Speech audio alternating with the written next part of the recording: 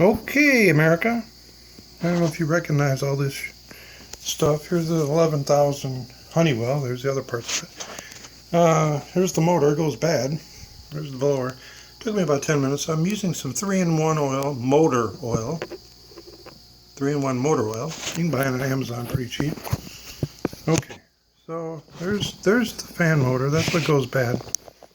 They said it's permanent. Well, if you just put some oil down here where that meets right there, down in that hole, then let me turn it on for you. This thing was not even turning at all. Look, it spins up right away now. So just a little bit of oil.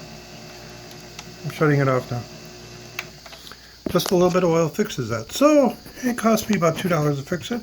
It took a long Phillips screwdriver to take it apart, and I have a little impact wrench down there, a little Milwaukee impact, and use that. But it was really simple. It's just about 15-20 screws, and put some oil in there, good as new.